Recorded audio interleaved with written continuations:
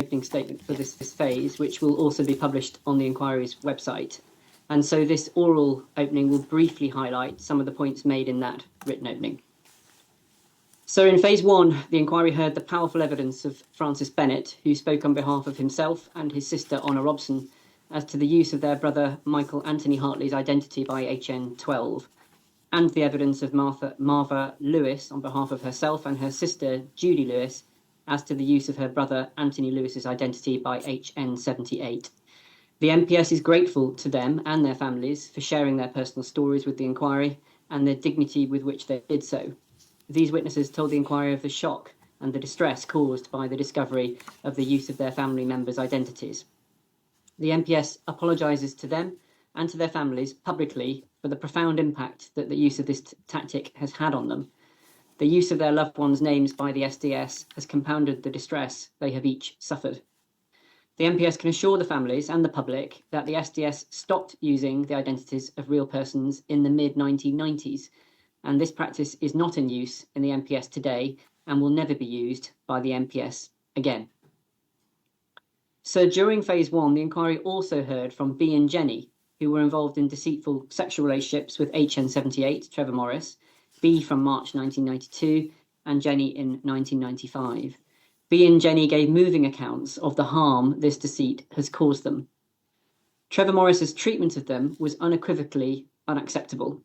The MPS was profoundly disappointed that he failed to take the multiple opportunities offered to him by your council to take responsibility for his actions and to apologise for the hurt he's caused them. It's also right, sir, to acknowledge that some SDS UCOs were let down by their managers, and although it was or should have been obvious to all UCOs that sexual relationships were unacceptable, the MPS failed to make this clear and failed to provide training and guidance on ensuring their avoidance. Trevor Morris gave evidence that he asked for help on these issues and received none. That too should not have happened. So during this phase, the inquiry will hear powerful evidence in respect of two family justice campaigns, from Richard Adams in respect of the justice campaign for his son, Roland Adams, and John Burt Munnaville in respect of the justice campaign for his son, Trevor Munnaville. Both campaigns were reported on by SDS officers who were following their existing targets into them. However, as soon as the UCO's targets' interest in the campaigns had been tested, the reporting of them on them ought to have stopped. The information associated with the campaigns ought not to have been retained, and it is particularly indefensible that this intrusion occurred at a time when the families needed the assistance of the police in the pursuit of justice. The MPS apologises to the families of Roland Adams and Trevor Munnaville for the fact that this intrusion occurred. So during the 1980s and into the 1990s, the animal rights movement became increasingly active across the country, and militants engaged in serious crime in the name of animal rights. The so-called Animal Liberation Front and the Animal Rights Militia were at the forefront of this violent activity. The intended victims of these attacks came from all walks of life and from across the political spectrum. Individuals could be targets of criminal behaviour for the job they did, who they were, or what they wore. Businesses, large and small, were attacked because their trade was contrary to the beliefs of the movement. Militants placed bombs under cars, planted incendiary devices in department stores, and conducted terrifying home visits. One of the covert resources MPSB had at its disposal from within the SDS was long-term undercover operatives. The decision to deploy UCOs to identify and gather intelligence on militant members of the animal rights movement was therefore justified in the face of the widespread and serial animal rights-related crime prevalent in the 1980s. However, the MPS recognises the inquiry will also need to explore how close UCOs were to aspects of the matters upon which they reported, what value their intelligence had for those who received it, and whether UCOs encouraged others to participate in crime. It will also need to consider the sexual misconduct of UCOs, which the MPS deplores. But these issues are distinct from the preliminary question as to whether the deployments were justified at the outset. So the lengthy deployment of Robert Lambert from June 1984 to January 1989 demands a particularly thorough examination by the inquiry, as Mr. Barr has outlined today. Although he was the second officer deployed into the animal rights field, it's likely that he was the first in this field to engage in a deceitful sexual relationship. He had at least 4 such relationships. The first began in 1984 with CTS, who's not a core participant in this inquiry. In 1984, he also began a relationship with Jackie, who features in his reporting, and fathered a child with her, TBS. His third relationship began in 1986 with another woman, RLC, who is also not a core participant. And finally, he engaged in a sexual relationship with Belinda Harvey between 1987 and 1988. So the MPS has previously apologised to the women with whom Lambert had sexual relationships whilst he was working undercover. The MPS also wishes to take this opportunity to acknowledge the accounts provided by Lambert's son, TBS, and to apologise to him for the distress he has suffered, including growing up without knowing his true parentage. The MPS should not have allowed Lambert to behave in the way he did. It will do all it can to ensure that TBS receives answers to his questions during this inquiry. Lambert is also accused of writing in whole or in part the so-called McLibel leaflet. He's accused of being a participant in crimes and encouraging others to commit crimes. Some of the alleged criminality is extremely serious. Lambert's accusers are not limited to those that he spied on. HM 109, a former manager, alleges that Lambert headed a group of UCOs determined to protect Stefan Scutt. It is alleged that Lambert physically assaulted and threatened HM 109 in an attempt to stop him taking action against Scutt. Despite this, the contemporaneous management view was that Lambert had a highly successful tour of duty, culminating in him being put forward for and being awarded a commendation by the then commissioner. His deployment appears to have then left a dangerous legacy within the SDS by setting a gold standard against which other UCOs were judged and judged themselves. The inquiry will also wish to consider the extent to which this contributed to and reinforced the growing culture of exceptionalism and impunity within the SDS in the 1980s, in which unprofessional conduct went unchallenged and undisciplined. So Robert Lambert was not alone in engaging in deceitful sexual relationships. Each of the other UCOs deployed in the animal rights field engaged in sexual activity during their deployments. At the very least, the following relationships took place. HN11, Mike Chitty, had a sexual relationship with Lizzie, who's no longer a core participant, between 1985 and 1987, and continued contact with her after his deployment into 1990.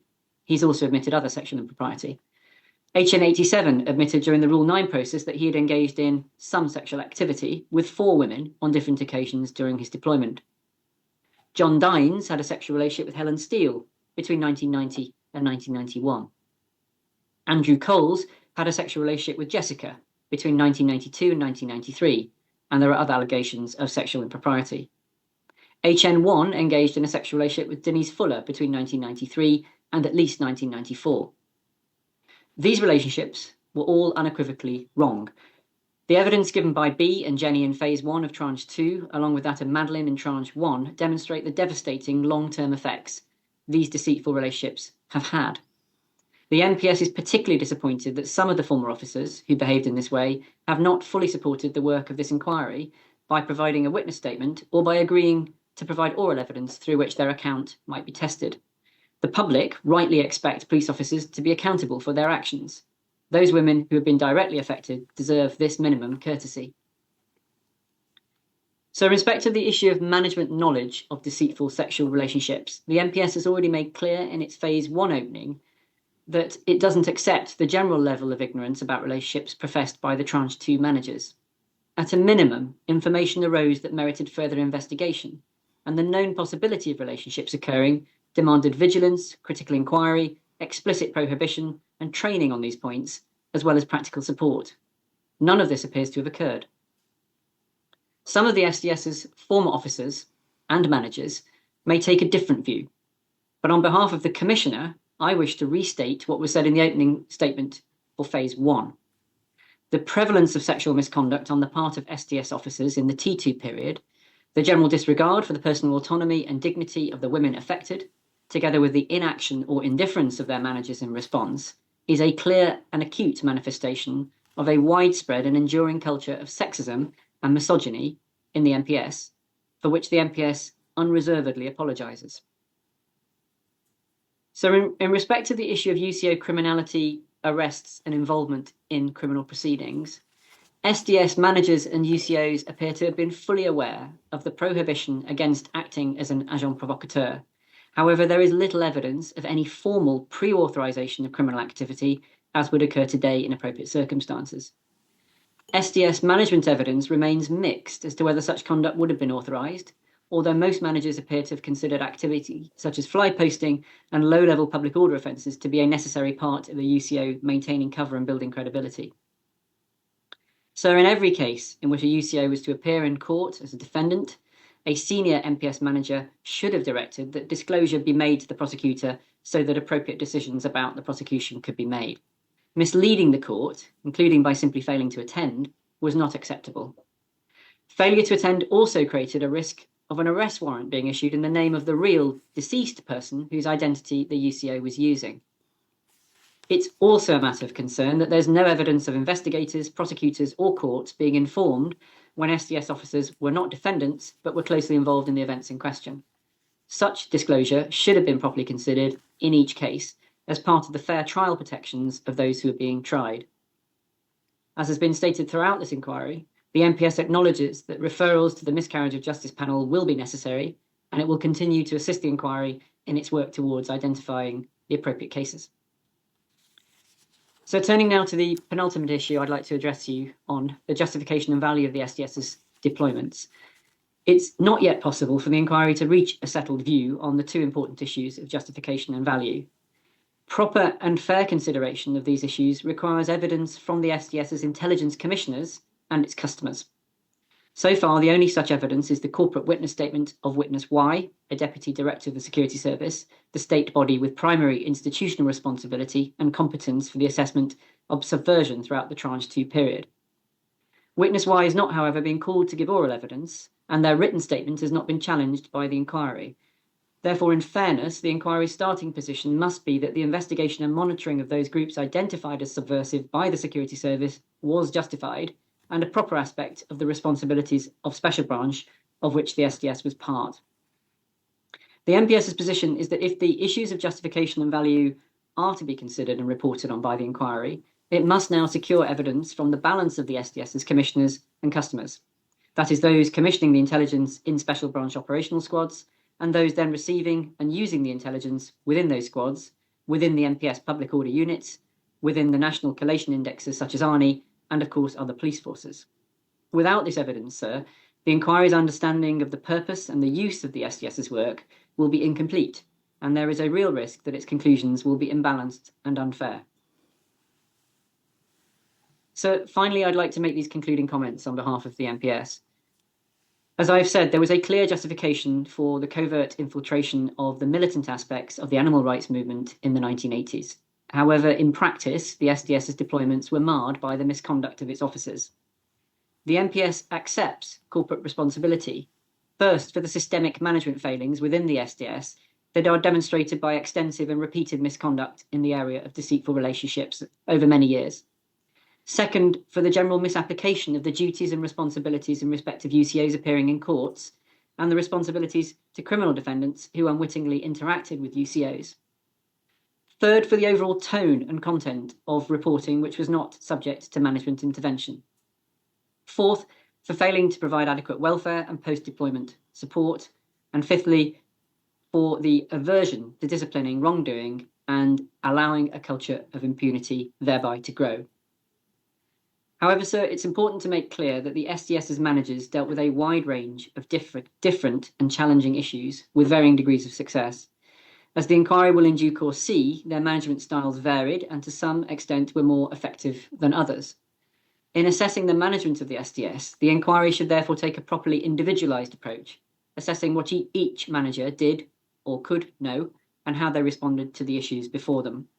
However, sir, as I've said, the final assessment of the justification for and value of the SDS's work overall, as distinct from the questions of conduct and management, must await the evidence as to how the SDS operated within the wider intelligence community, in particular the commissioners and customers of its intelligence. Sir, thank you. Thank you very much indeed. Can we now hear from Mr. Sanders, King's Counsel, for those officers represented by the designated lawyers? Sir, Mr. Sanders has still not joined the call. May I suggest we rise for 5 minutes and we can find out where he is, sir? Yes, Mr. Skelton has been commendably succinct, and Mr. Sanders and those who follow him later on this afternoon ought to be prepared to begin slightly earlier than the scheduled time.